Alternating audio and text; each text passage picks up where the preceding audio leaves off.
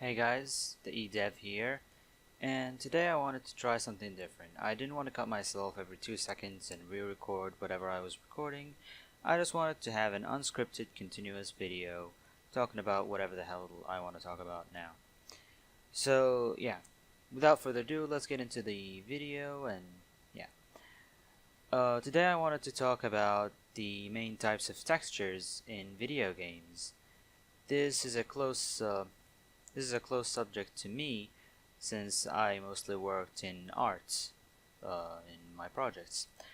So there has been like two types of eras or something in the past in the history of video games, which is before PBR and after PBR.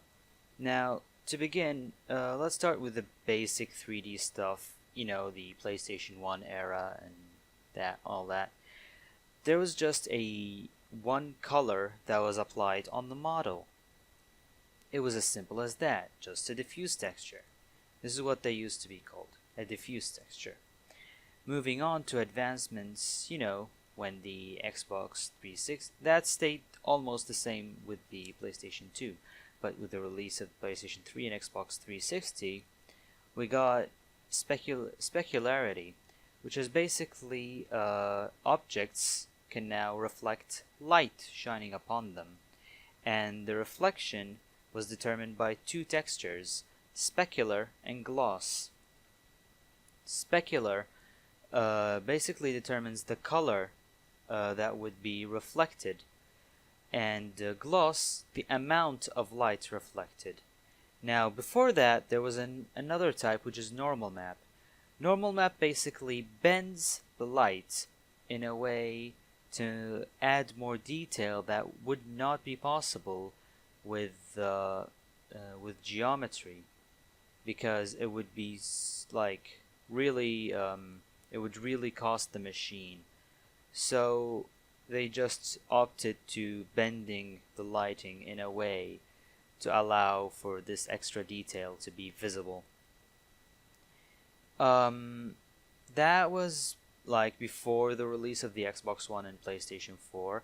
After that, there was a new shader which is physically based, and it was there before the PlayStation and Crysis, for example, but it wasn't that mainstream. Like today, every single game uses physical based rendering.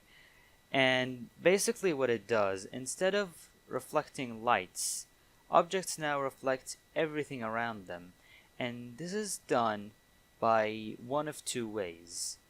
Either taking a snapshot of the entire room or scene, and then drawing them on the object, or using screen space reflections, which is basically